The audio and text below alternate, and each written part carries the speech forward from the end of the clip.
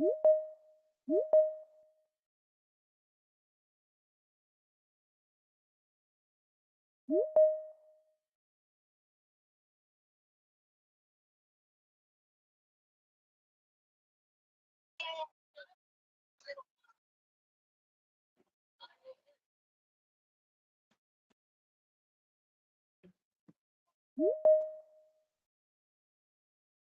I can hear you. Can you hear me? Hello, everyone. Very well.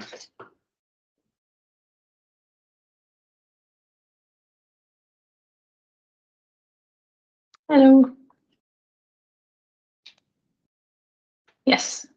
Yes.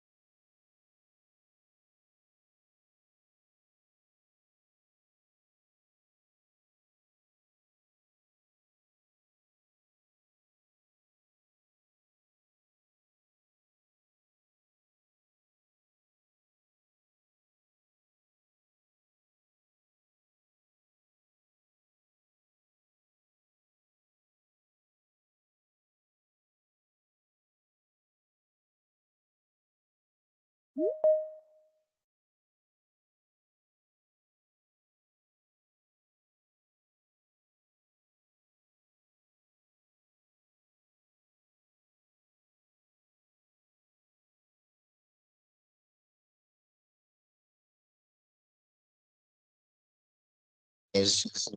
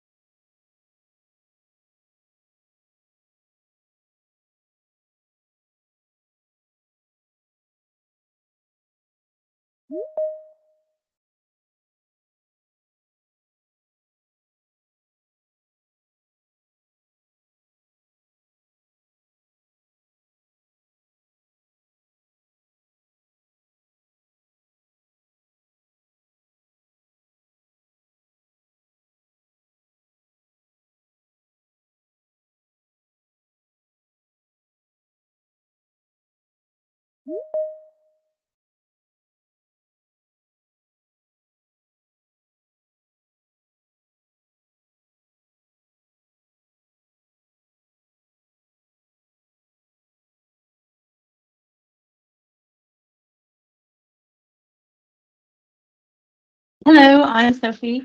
I am a fractional CFO and have been for the last 10 years. And I own a company called Right CFO, in which we are a team of fractional CFOs. There's 9 of us. And we help a variety of businesses, but our niche is kind of tech companies, creative and media, and a bit of not-for-profit.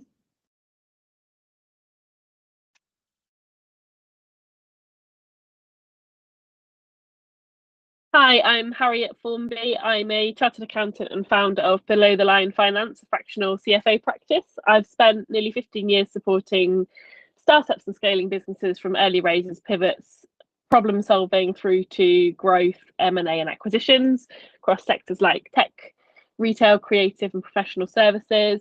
I blend the strategic thinking and hands-on finance structure you'd expect from a CFO, from setting up the basics to navigating the big decisions, but that's only part of the picture because I started Below the Line Finance to do things differently, working with purpose-driven and often neurodivergent founders, building things in ways that don't always follow the usual playbook. So we make space for the emotional and messy side of money, the fear, pressure, the big ideas, and help translate all of that into financial choices that actually support the kind of business we want to build, because obviously finance touches all the parts of your startup, whether you want it to or not. And the big shift comes when we can approach money in a way that makes space for the numbers and everything around them. Thank you, Andrea. Are you okay to talk now?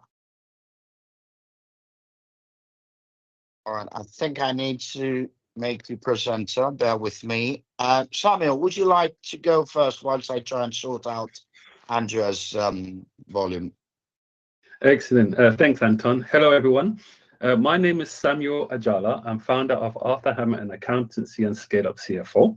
I work closely with founders and scaling business, especially in the SaaS and tech space, and to turn financial chaos into clarity. Whether it's improving cash flow, getting investor ready, or building financial systems that actually support growth, I act as both CFO and strategic partner. I'm really looking forward to sharing practical insights today that go beyond just numbers and actually help you scale sustainably.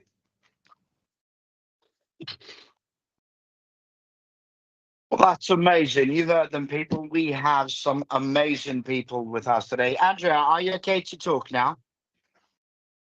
I have made you a presenter and given you the mic.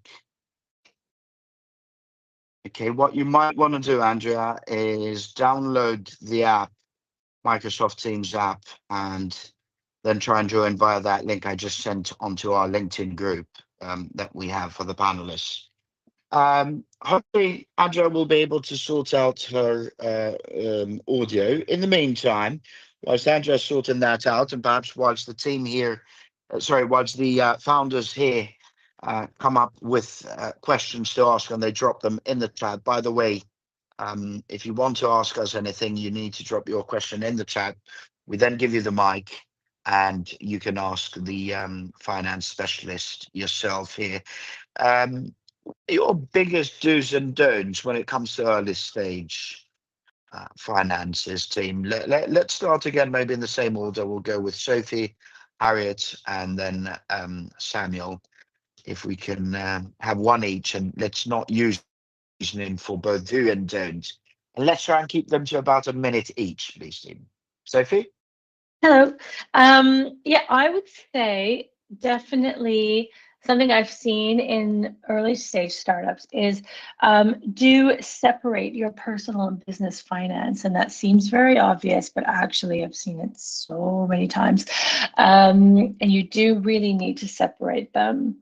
And on a don't neglect your tax obligations. Again, it seems very obvious, but actually so many people do kind of think, oh, well, it's not very important, or I'll delay.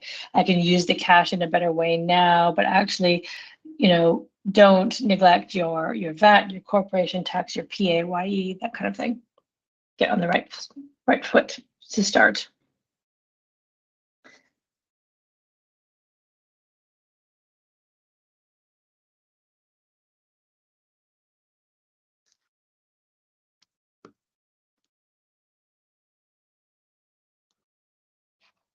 I think it's me next, isn't it? So we're waiting. Sorry. Yes, we're waiting for you, Harriet, and then Sorry about that. Samuel. Okay, great. So I know, and I'll caveat this by saying I know there's loads of things on your plate, so things do get a bit checklisty. But what I'd say to stop doing is treating the finances like a checklist of kind of documents you need to get done. So I hear a lot of the time, we've got our cash flow, we've got our forecast, we've got our budget, tick, tick, tick, move on.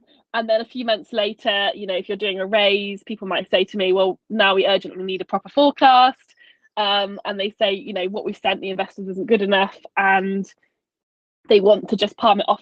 People want to just get it fixed. Someone sort that out for me. I'll pay someone to sort it out.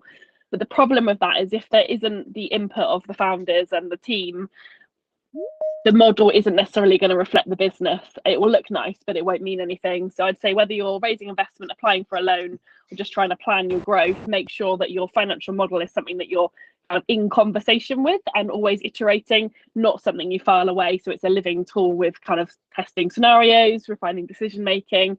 And then on a do start doing side, do have a regular rhythm of checking in with your numbers, whether it's sales, margins, profits, cash flows, not just to look at the reports in the past to kind of know where we've been, but to stay connected with what's working, what's shifting, where you're heading. So this could be like a regular diary reminder, an hour in zero, looking at things, or a conversation with a CFO or advisor, whatever fits your style and your phase of where you're up to.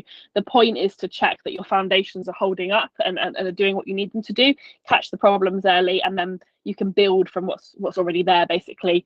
And if you treat your finances like that's something that's active, not reactive, it can be a really helpful tool then, rather than something that you just kind of tick and move on from. Fantastic. Number one, do build a 12-month cash flow forecast. Most founders focus on revenue goals, but cash flow is what keeps your business alive. And so it's very important to actually have at least a running 12 weeks or even 12-month cash flow forecast for your business. I would say don't wait too long to ask for help. A lot of startups that start off in business tend to wait until when it's year end before they ask for help. I recently had a case where somebody approached our firm to help prepare their accounts, and their first year's turnover was £120,000. Well, you and I both know that VAT registration threshold is at 90,000, and so they did not actually register for VAT, even though they crossed that threshold after 7 months of trading. So my don't wait too long to ask for help. The moment you start, get a professional involved, an accountant, a CFO, get them in from the offset. Avoid you making costly mistakes. Thank you very much for that, all three of you. Andrea, are you okay to talk now? Yeah, I'm using my phone now. Brilliant. Thank you very much. Please introduce yourself and give us a do and a don't if you can. Okay, so I'm Andrea L. Richard. I run an accountancy practice called Accounts Navigator. We've been going for the last 22 years. We are general accountancy practice, but we do specialise slightly in entertainers, property, and e-commerce. Do's and don'ts. Do I think Samuel just said this? I think, yeah, we always tell our clients get us involved from the very beginning so that you are set up correctly, because we find that a lot of clients are not set up correctly when they come to us. They've gone on Companies House and they've set themselves up, but they've definitely got this share ownership bit all incorrect. And don't. What wouldn't I do? Yeah, don't listen to Dave down the pub, because we get a lot of that too. Definitely deal with professional qualification people only. Very true. Poor Dave, he gets all the stick, doesn't he? All right. We now have 44 minutes to go. That means we probably have time for 3 to top 4 questions. So we've got a question in the chat. If you are here and you've got any questions on your UK startup finances, please drop them in the chat now, because we haven't got because then we'll run out of time like we did in the last session. So the idea is quite simple. You can ask any question you wish, anything from cash flow to budgeting, profits and loss, payroll, employee benefits, taxation, bookkeeping, VAT, auditing, R&D tax credits, loans, banking, fraud, projections, forecasting, templates, and all that jazz. There literally are no wrong questions, and there's no need to be shy. However, if your questions today are not on finances, please save them for the other conversations we run. Monday's talent, Tuesday's product and tech, Wednesday's growth, Thursday's fundraising, second Friday of the month, it's normally UK startup law, and third Friday of the month, it's normally UK startup finances. They're all from 12 to 1 p.m. UK time. This week, however, we're doing these as official London Tech Week fringe events, hence the timing has changed. For those of you that have joined us via the live streams, I can already see my other phone pinging. Unfortunately, we can't monitor your questions live if you're tuning in via LinkedIn, YouTube, Facebook, or Instagram. So you have to be here on our Microsoft Teams call in order to ask questions. And the quickest way to do that is to go to our website, startup2scaleup.club. You find today's session, which is Startup Finances Q&A 05. You click join. It's a quick registration. That gets you a link to your email. Through that link, you can join us here on Microsoft Teams. It's audio only, so if you're like me, who needs a couple of hours to spend in the mirror to do your hair, then you don't need to do that today. Once you're here, then please drop your question in the chat as soon as you can, so that we can answer it too. If you want to register, however, for future events, obviously, simply go to our website, startup2scaleup.club. You click on whichever session you want to join. Click join, obviously, register, and then you'll get an email with a link. You can also join our WhatsApp community. It's some amazing groups of founders, investors, and operators. There's a WhatsApp icon at the top and bottom of our site. Without further ado, we'll go on to our first question, and that is, okay, interesting. It's about implementing financial controls in bootstrap startups. So the startup itself, they're in retail tech. They offer a pop-up retail solution for independent brands. Cool. In Wakefield, the challenge they have is that the company lacks formal financial controls, leading to inconsistent record keeping and potential exposure to fraud as operations expand. Jesus. Now, the situation basically they're in is that revenue generated bootstrapped with a growing portfolio of retail partners. Question is, as a retail tech startup with limited resources, how can we implement cost-effective financial controls to minimize errors and prevent fraud as we scale operations? What UK-specific practices, such as adopting cloud-based accounting platforms with built-in audit trails, automating reconciliations, and conducted quarterly internal reviews should we prioritize to enhance financial accuracy and transparency. This sounds either they did some research online, maybe somebody in finance advised them, or they might have a financial background themselves. But I did check their LinkedIn, and there's only 2 people for the company, so unless others haven't signed up. Let's start 1 minute each, please, team. We'll start, I guess, in a similar way to our do's and don'ts, and then we'll switch it up a little bit. But let's start with Sophie, Harriet, Andrea, and Samuel, please. Hi. So, I mean, the best way to get some formal financial controls in is to actually implement some financial controls. That does not have to be hiring a finance manager. It's something we provide actually at Right CFO, but to have a very kind of on a contractual basis, have someone look at your month end once a month. So what I would suggest is whoever's doing your bookkeeping, make sure they have a tight deadline to make sure everything's in on time, maybe a week after the month end. And then you hire someone such as, a kind of part-time fractional finance controller / manager, and they will,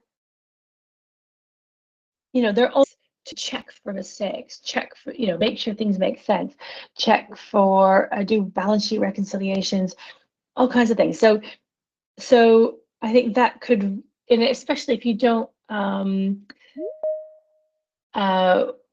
delay for a long time of thinking, oh, it's VAT return, I'm going to do 3 months worth of accounts. It's too late if there is fraud, it's already happened.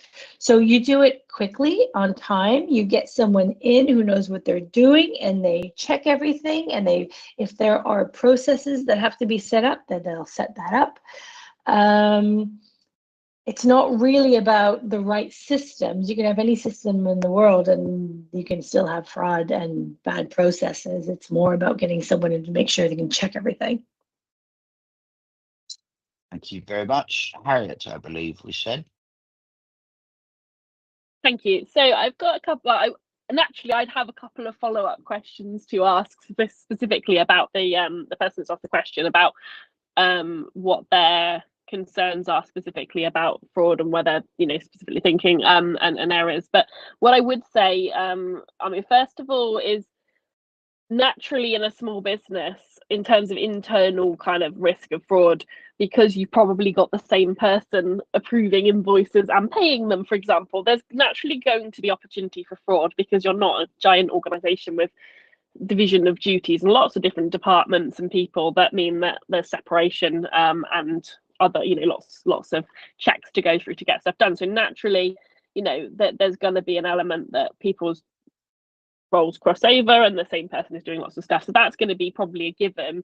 So I'd first of all I kind of document what you think maybe are the potential risks of fraud or errors, and the ones that I would say are things that you could start dealing with quite quickly is like we've heard already is, yes, getting somebody external to have a look at things is great, and making sure you're regularly checking stuff. But I would say systems, yes, you've mentioned about using accounting systems, so definitely if you're not already, it sounds like you're thinking about adopting cloud-based accounting systems, so I'd say definitely make sure you do that and get that get onto a platform like Xero as soon as possible, because that's going to keep things documented. And also then you can work out what it is that you need to check. So for example, it might be that you can run a report on Xero and check something. It might be that you might need support with this, but you get some kind of other way of checking, like a spreadsheet, or as you grow, more like an ERP system that's cross-referencing and checking things, because there's just a risk. Like fraud involves intent and somebody deliberately doing something, whether that's an attack from outside or from within your team, I suppose, is that the risk is higher. That's going to be less likely, I would imagine, but the risk of errors is going to be high if you haven't got a cloud-based system, automating things, pulling things through. And then the other side to that is, yes, that takes away the human error element, but sometimes systems get it wrong, so you'd want to make sure there's checks in place, which is probably something you'd need a bit of help with to make sure that's going on. But the main thing is getting eyes on it, regular checking, and bringing in external support with it as soon as you can, and then as you scale, this will be something you build in to your function, and looking at kind of the risk side of it. So hopefully that's helpful. Thank you, Andrea. Hi. So everything Sophie and Harriet have just said. However, I must emphasise that if you're going to get the accounting software, that you actually know what you're doing. We've always found that when people take on the accounting software themselves, they seem to think it's an easy task to do, but they end up duplicating transactions by the way that they're posting their bank payments against their invoices, and they end up duplicating things, and their turnover ends up looking higher than what it should be. So I would always recommend getting training to actually use these softwares rather than just push and go. Like they advertise that they're easy to use. Yes, they are easy to use, but if you don't actually know what you're doing, errors are always made. And that's what we see all the time in our practice when people are doing their own bookkeeping. So we would recommend that you actually get some physical training on how to use that piece of software before you actually start doing it.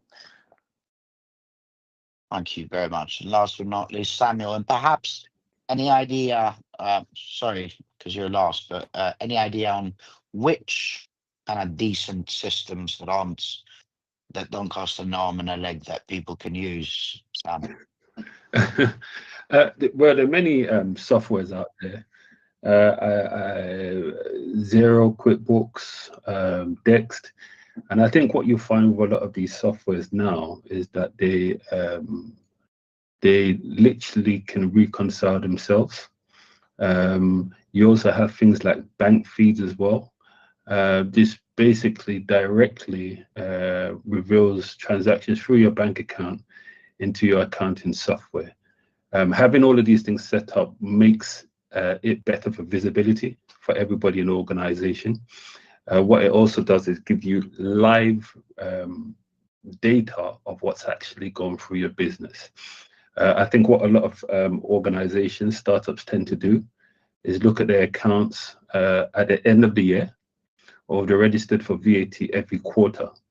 And if anything has happened, by that point, it's already late, right?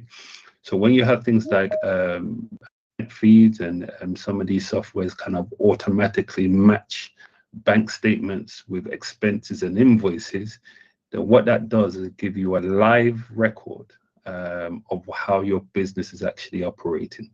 I would also add to that as well, without repeating anything that anyone has said before, it's just having weekly routines, right? Having a process within the organization. Right, so we could speak about softwares, but some of these softwares won't be relevant if you don't have a system and a process, almost like a playbook for your finance function. So I'll just give you an example. You can have your weekly finance routine. So every week you can review all the cash in and out of the business. Every week you can chase invoices. Every week you can check bank balance.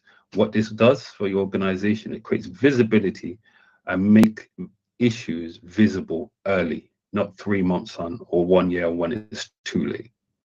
Thank you, Anton.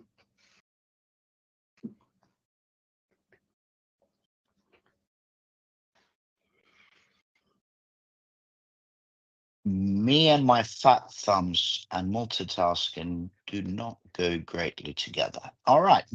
Thank you very much for that. I think we can now go on to the next question.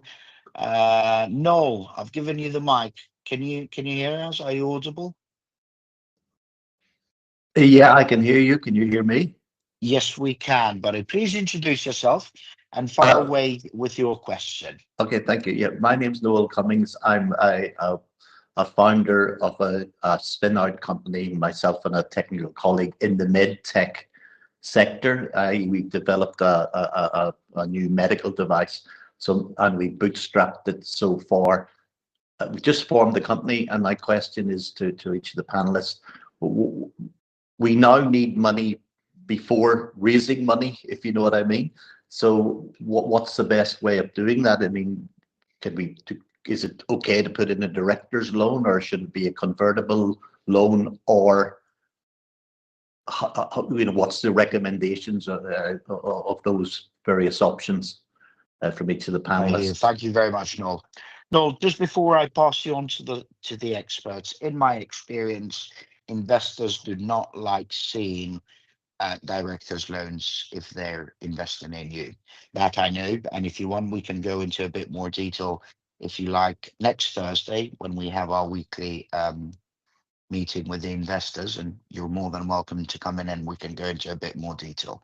As for which other ways to explore and how to deal with directors' loans, I'm hoping our amazing team can add something here. So maybe this time we can start with Samuel, then Andrea, then Harriet, and then Sophie, please. 1 minute each if you can, please, team. Fantastic. Thank you for your question. I think some of the benefits of a director's loan is simple and it's fast and it's cash flow friendly for the organization, which means the company only pays when it's able to pay, right? But I think some of the cons of a director's loan is that there's always repayment pressure. If the business can't repay, the loan sits as a liability to the organization, right? And I think this goes to what Anton said, where investors come in, they don't like seeing things like that. There's no tax relief. There's no SEIS or EIS eligibility or capital gains tax on director's loan account, right? I would actually advise that you try to, when you're going for a round of funding, for example, even before you do so, is to try to raise funds from friends and family. Literally go through your phone book and ask friends and family who are willing to invest in a business for equity in the organization. And something like that will probably fit a little bit more better than taking a director's loan through the company. Yeah, I hope I've answered your question. Yes, Andrea. Clear. Andrea?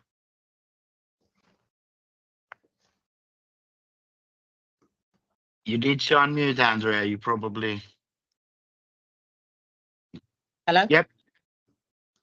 Go for it. Yeah, okay. Yeah.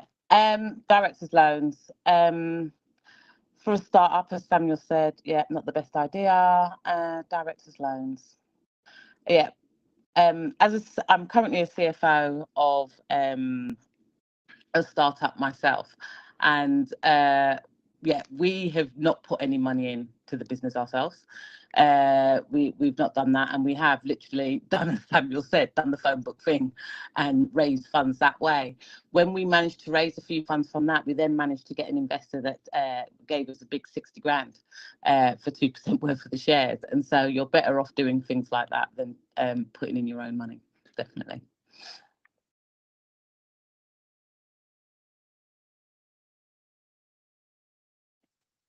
Thank you, Harriet, and then Sophie, please.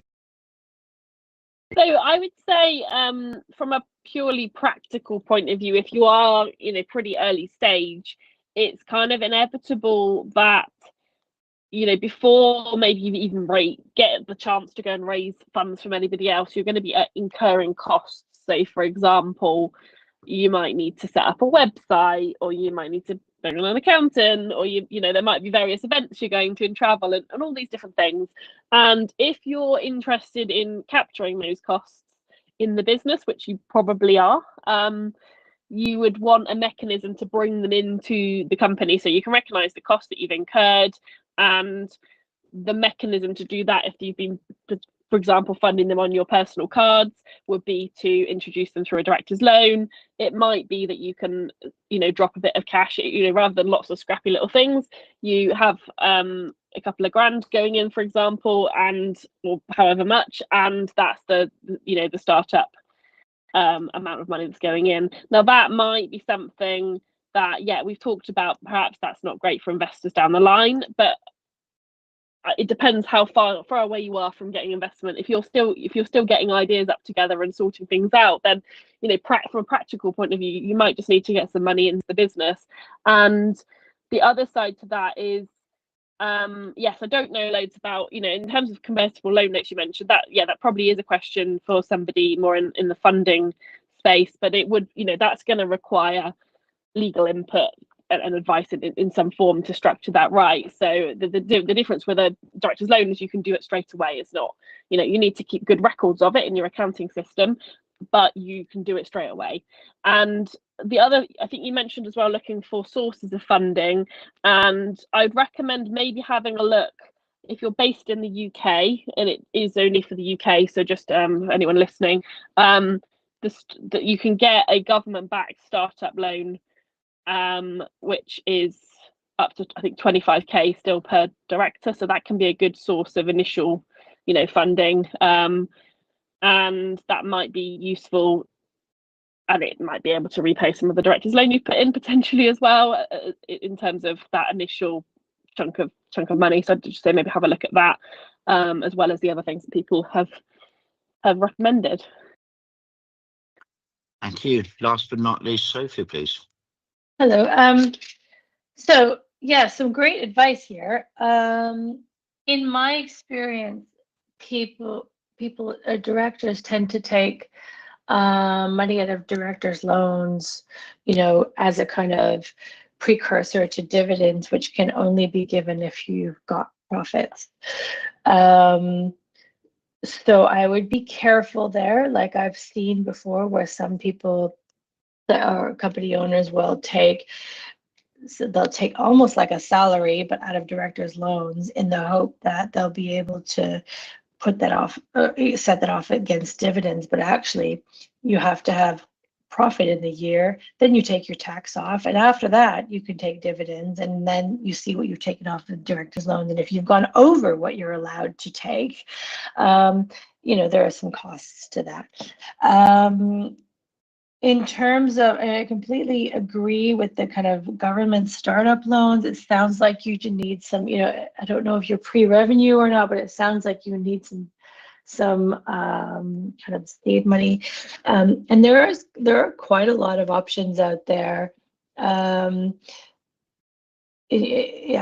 mean, government startup loans, or there's many others, or you just have to Google them, and there's quite a few. And to do those, you kind of need, you need a business plan, you need to kind of 3-year forecast. There's a few things you need to do, show them that you're going to make, no one's going to give you money for free, so you show them how you're going to make some money, and you might be able to get some funding, at least in a loan capacity.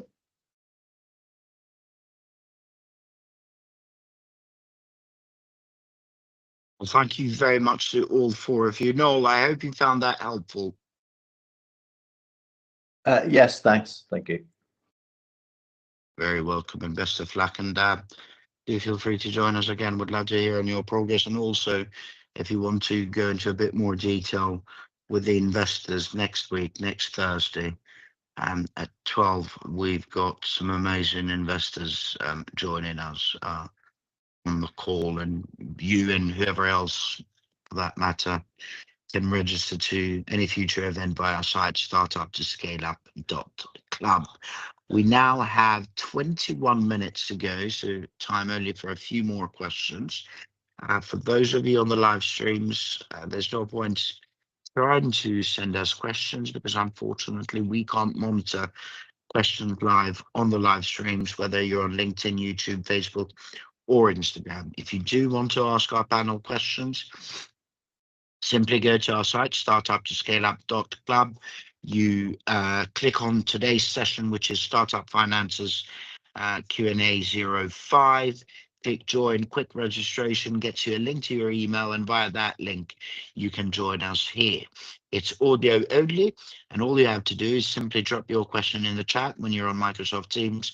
We'll give you the mic, and then you can ask our panels.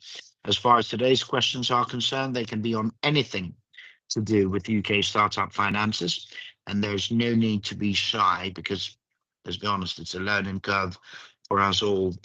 If, however, you've got questions on other matters and they're not on finance, and by the way, when I say finance, it can be anything from cash flow to budgeting, profit and loss, payroll, employee benefits, taxation, bookkeeping, VAT, auditing, R&D, tax credits, loans, banking, fraud, projections, forecasting, template, and all that other stuff.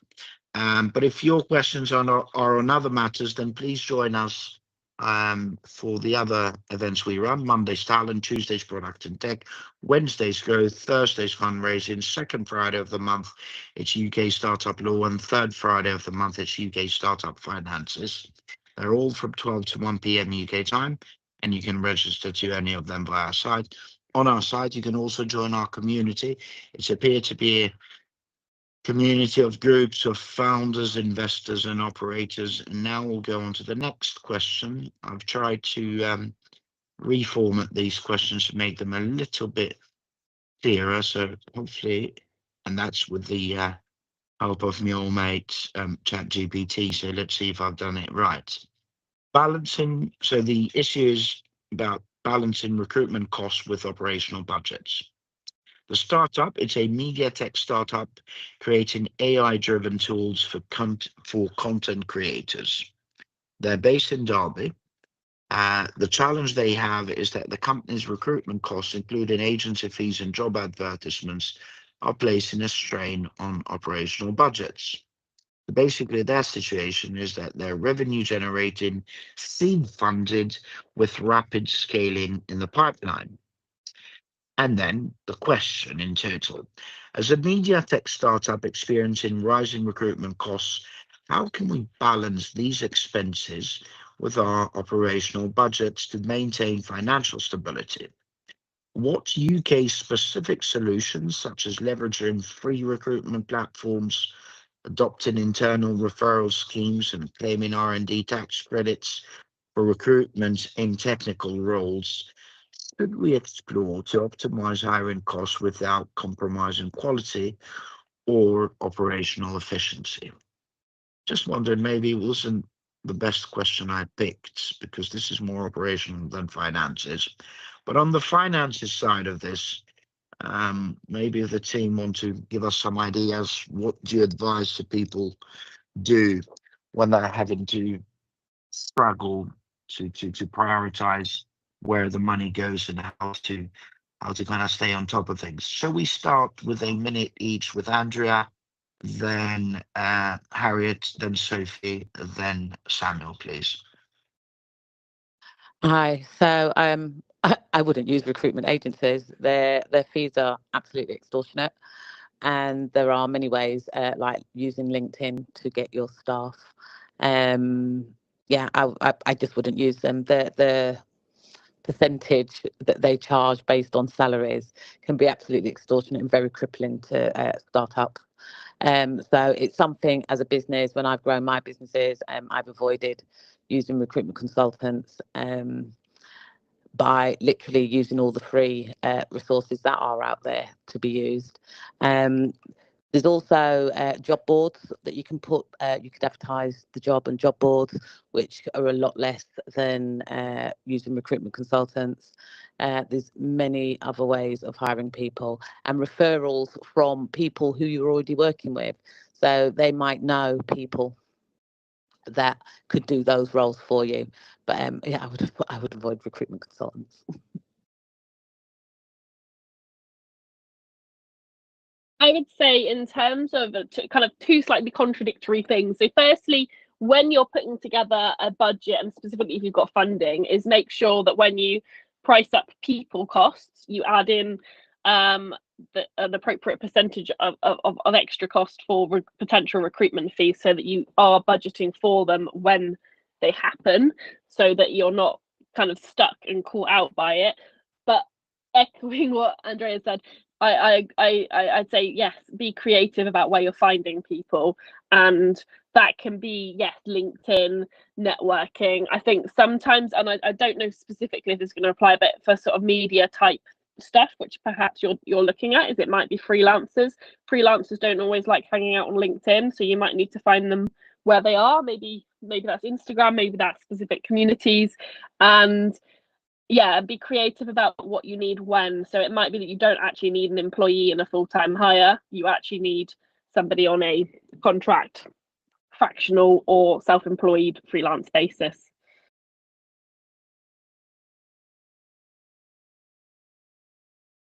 Okay. Yes, so my advice would be, number one, if you are going to use recruiters, when you do your budget in the beginning of the year, put some money in for that, so that it's never a surprise. The other thing would be, don't just accept 20%. That's really high, and they are all negotiable. And if you're not comfortable doing that, get someone else who is, because they're literally, you can negotiate that down a considerable amount. The other thing is, of course, you can hire in-house, like go on LinkedIn, Indeed, whatever. The issue at the moment with that is that, just given the job market, you might put a job out there and you might get 300 applications. Who wants to read 300 CVs? At Tech Week this week, I heard someone speaking from, but I also saw their stand with a company called Remote, which looked really interesting to me. And I haven't used it, so I can't recommend them yet, but they looked really interesting, and they use AI for recruiting, and they can recruit globally. And from what I understand, you put in your job description, your requirements, and it goes out into the internet and seeks out all this, all the places where people probably put their CVs on, and tries to find you the best match, which I just think it sounds really interesting and time saving to me. So I think that's something to look into. And then the other thing you mentioned was R&D tax credits, which frankly is such a different topic. It's just so completely unrelated to recruitment. So, that's another way of getting some money back, but it has nothing to do with recruitment. So that's it. Thank you. Thank you. And just before we go to Samuel, if after Samuel's answer, if any of you feel you've got some expertise on tax credits, and especially R&D tax credits, and you want to kind of maybe outline some major important stuff there, we'd appreciate it. But if not, that's okay. We can carry on to the next question. Samuel?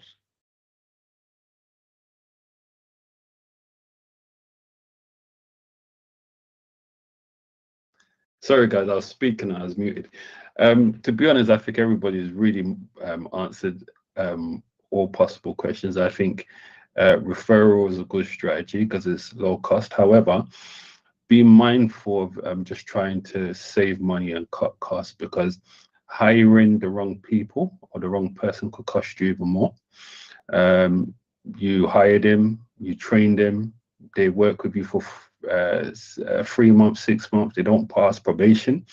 You'd work out that it would be more of a cost to your organization than actually going for a recruitment firm, right? But if you want to avoid a recruitment firm, the 20%, I would certainly say referral is usually the best strategy. Now, only because Anton just mentioned it, and Sophie mentioned it as well, about R&D tax credits. It does have some, you see, any technical hire you have, right? If it's a AI engineer, if it's a developer or anything else like that, HMRC's R&D tax credits lets you recover a percentage of your salary cost towards that, right? So that actually does help. Even if let's say you're using a contractor, or part of the cost may be claimable, if you're working on innovative products, right? So again, I think this still caters to this company, is still relevant. So yeah, it does, and this can offset 20 to 30% of your recruitment and salary cost annually, which is a big plus. So yeah, R&D spend, if you haven't already, look into that, especially if you're a tech company. Thanks, Anton. Thank you very much, Samuel. Anyone else want to add anything on tax credits before we move on to the next question? Nope, that's okay. All right. we have 10 minutes to go, so probably time for one, absolutely max 2 more questions. So if anybody wants to drop in a question in the chat, feel free to do so. Okay, so Irene asked a question earlier on bookkeeping and annual account preparation, etc. So I gave her some advice based on my experience that some banks do have some software and systems you can use initially. There's also things like QuickFile, Zoho Books, I believe, if I remember correctly, it's got a free version, and then you've got a few others. So I don't know if anybody else here wants to add anything on that. If not, we can then move on to question 2, assessing ROI for prototyping equipment. The startup type, okay, they're a deep tech startup developing quantum computing hardware based in Cambridge. The challenge they have is that the company needs to invest in expensive prototyping equipment, but is uncertain how to assess the return on investment, ROI, given the long development cycle. Okay, this normally is something that happens when investors are asking you about it, or when investors are getting a bit unhappy with you, and they start asking you these questions. So maybe that's what happens. Now, the question. Okay, so situation: pre-revenue, Innovate UK funded with additional angel investment. Question: as a deep tech startup investment in prototyping equipment, how can we assess the ROI to ensure alignment with long-term growth plans and investor expectations?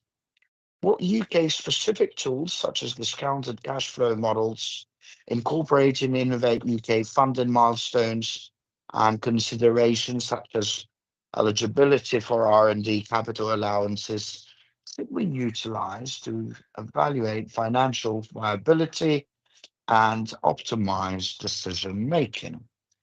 Let's start with Harriet, then we can go on to Samuel, then Andrea, and then Sophie, please. 1 minute each, please, Tim. I think this can be quite a tricky question, because essentially what you're saying is your pre-revenue, you're using, you want to buy something to actually understand what's possible potentially. You don't necessarily even, it sounds quite exploratory. So, you know, getting a neat, this is the return on investment, I don't think necessarily you can create lovely models and cash flows and all sorts of, you know, stuff, but I don't know if it's always that helpful. It's quite academic, and perhaps you need to pop an academic answer in to keep Innovate UK happy, and perhaps that's fine. But I'd say essentially in terms of the actual decision making, what I'd be thinking about is say, okay, what is this investment technology going to enable us to do? What question is it going to solve? What are we going to know once we've got it? What we'll be able to build? And I would be looking at it then from the return on investment. Okay, once we've got this in place, what does that unlock for us? Okay, well, we're building this product, and therefore maybe then you can start looking at, well, we're going to run a pilot and then we're going to roll it out, and that's what it's going to look like, and you can build a bit of a business case around that and some projections. But I think it's very tricky early on. It's almost like the people that are investing in it with you are having to take some risk, essentially, that, you know, this is exploratory. This is what I guess Innovate UK are here for, is because it's not going to get necessarily funded otherwise, because it's uncertain potentially. I might be wrong. Yeah, so I'd say, you know, be careful. Like, if you need to get kind of academic sounding answers out to people, then do what you need to do. But I think the real question in terms of the business case is actually looking at, does it make sense to do it? You know, do you feel that there's a good enough chance on the other side that you're going to get some good information or data or prototype out of the back of there? Thank you, Harry. I think we said next Samuel, didn't we? Go on. This is a really complex question to answer on a platform like this.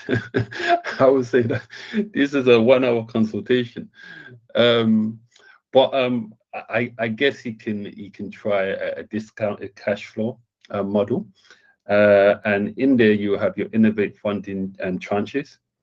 your angel funding timings in there as well, your estimated cost savings or milestone accelerations, and also your long-term revenue projections. So maybe over 3 to 5 years. I think the key to the model is the cost of delays versus the benefit of owning it in-house predominantly. So yeah, that's my 2 pence to the very complex question. Yeah, thank you very much, Andrea. Yeah, very complex. I'm actually going to pass on this one. I'm having a read up on what I think it should be. Good on. No, that's fine. And last but not least, Sophie, please. Yeah. So yeah, I would get and I don't know if you're pre-revenue, but if you can get someone in to do a good financial model which has your investment They are pre-revenue. Yeah. They are. Because you know your return on investment, you have to where's your return? It's going to be the revenue. So if you've got a good financial model, you know, how long will it take?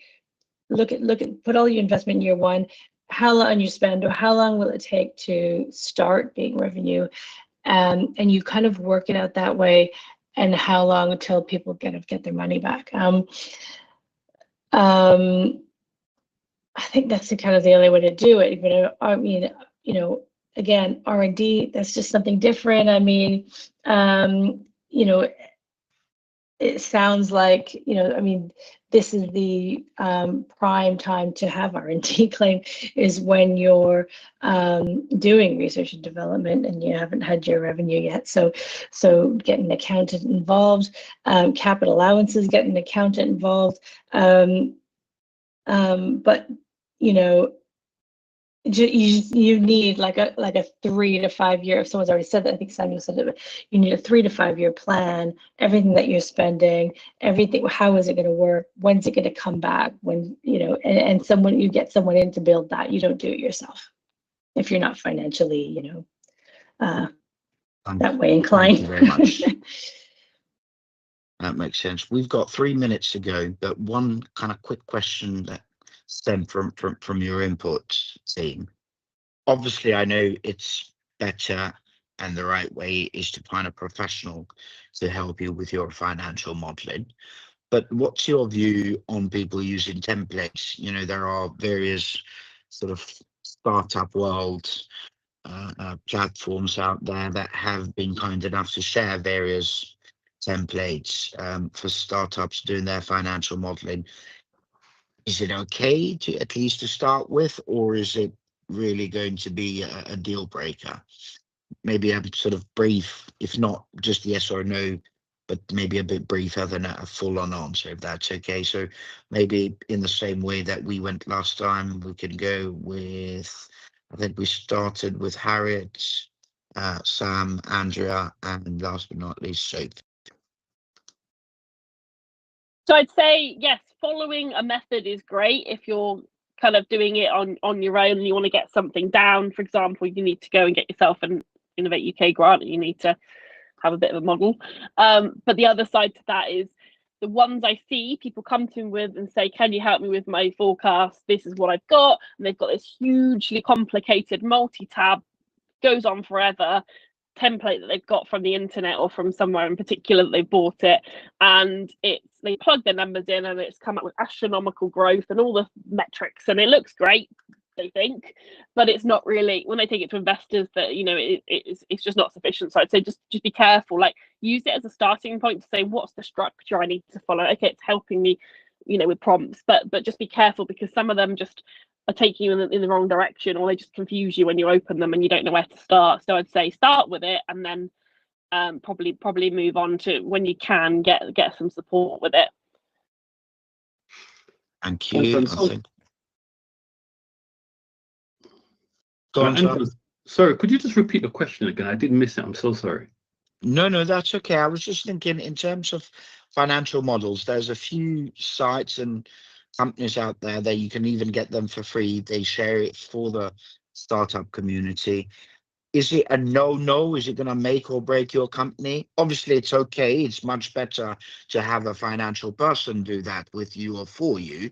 But is it okay if you can't afford that at the beginning to take one of those templates and just enough to take you to the next stage? What would be your kind of pretty much yes or no verdict on this? It's better than nothing, if the truth be told. And one of the reasons why I can actually speak on this, I have a forecast template that I try to make as easy as people. If you remember, I think in our last panel session we had, I posted something in a group for anybody that wanted to use it. And I built it with a mindset to make it as user-friendly as possible, right? So you've got the calendar months, the 12 months. The question is, how much do you anticipate to earn in each of those months, right? So it gives you a total earnings for each month throughout the year. And then it's very simply, what are your different expenses within that organization? Indeed. Now, it won't be perfect, but what it can do is just give you some kind of oversight into where you are going and the direction you're taking the organization in. Simply not having it at all is like driving blind. Yes, I do think that they are useful, but I can't vouch for every. I hear. No, that makes sense. spreadsheet. And if I can ask you again, then please, Sam, if you don't mind sharing that on LinkedIn, we've got a live stream of this. So in the comments of that, because Irene here asked where she can find that. So Irene, you can find it on our site. On our LinkedIn live stream there. If you go to Startup to Scale Up Lab, you can find that, and Sam can post it after. Yeah. Ladies, Andrea, Sophie, anything to add here on this? Yeah, just keep it very simple. Yeah, as Samuel said, I would keep it very, very simple. And, if you want to expand on it, then get the professional help to do that. Here, last but not least, Sophie. Yeah, I would agree. I used a kind of AI financial model kind of software thing just to test it out to see what I thought of it, because I've spent the last several years building models. And I tried it for my own consultancy practice, and it had us, valuation at 5 billion in 5 years. I mean, it was a little crazy.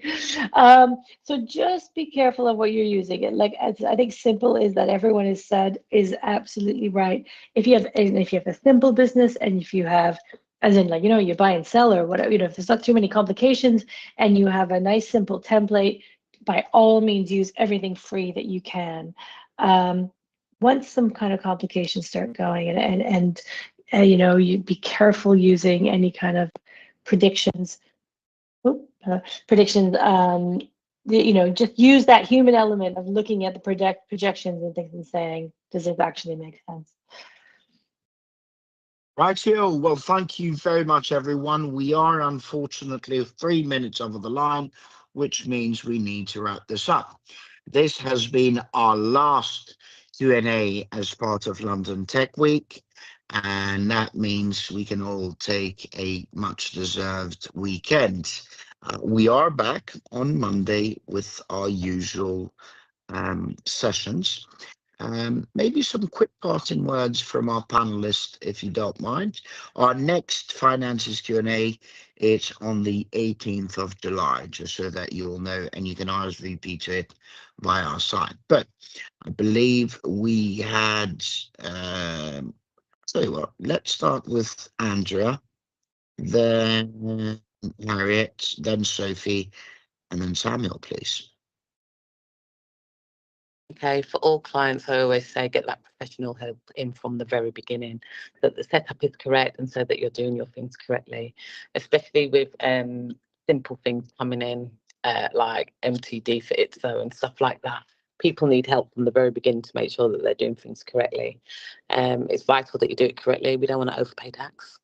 And yeah, we just want to make sure that everything is in the right format and done in the correct way. Unless you're taught how to do that, then I would, unless you've been trained in it, I would definitely get the professional help from the very beginning. Thank you very much. Next. Sophie?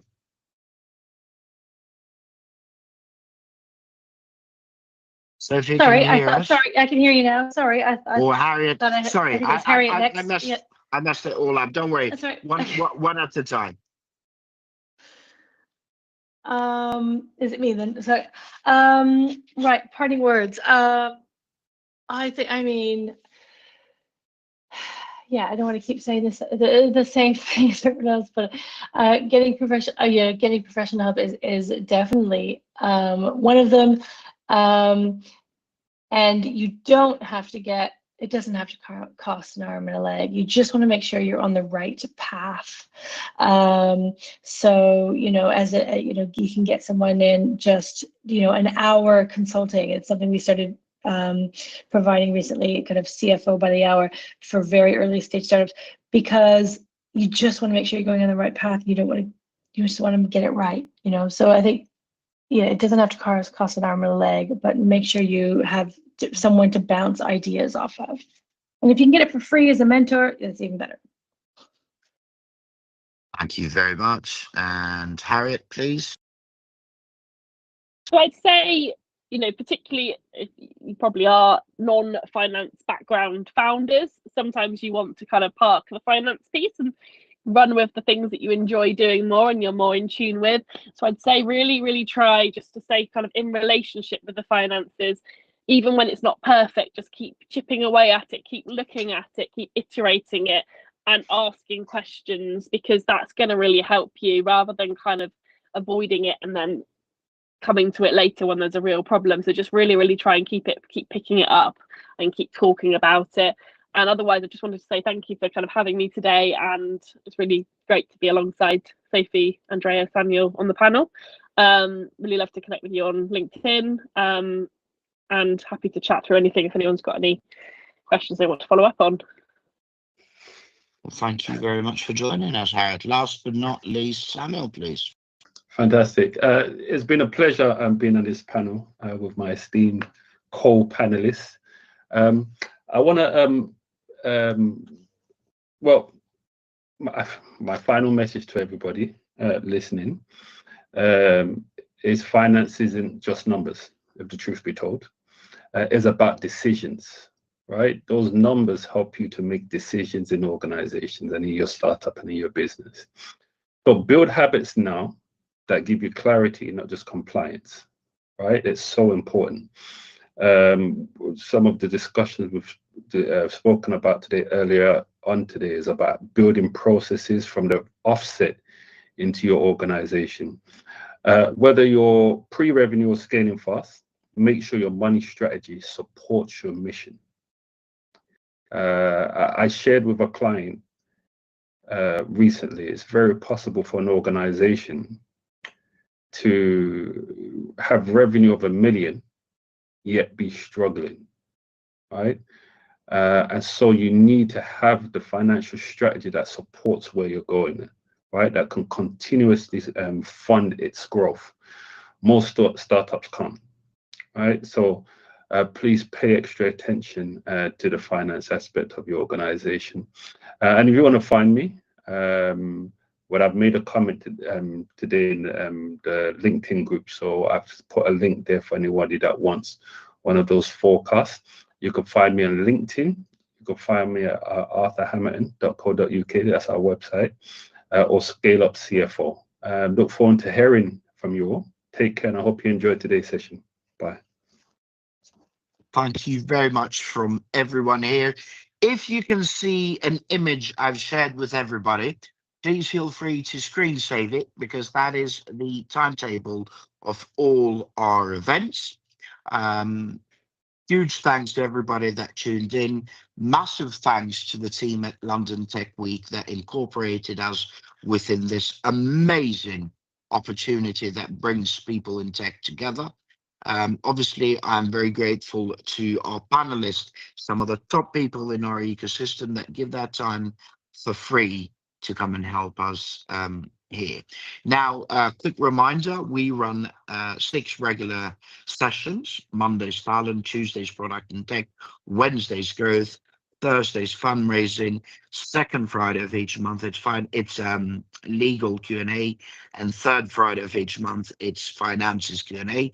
They're all from 12 to 1 p.m. UK time. You can RSVP to any of them via our site, startup2scaleup.club. And actually, when you're there, you'll also be able to join our WhatsApp community. We've got some groups of founders, investors, and operators that you can have a peer-to-peer safe space to discuss, learn, and connect. We also have our Startup of the Month campaign. When you join our WhatsApp groups, you'll be able to see that group in the list. And all it takes is a recording of up to 1 minute. And that is up to next Friday. So if you submit that up to next Friday, you'll then have another week after that where we put them on LinkedIn, and the startup that gets most likes, they get featured in each and every event that we'll do in July. That is, I believe, if I'm not mistaken, 18 events, and you'll be featured at the beginning of each event.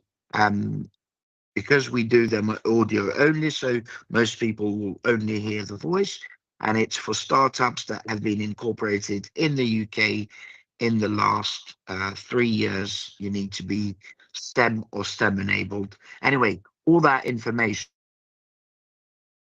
it's on our site. When you go there, on the menu, you can find Startup of the Month that explains how things work.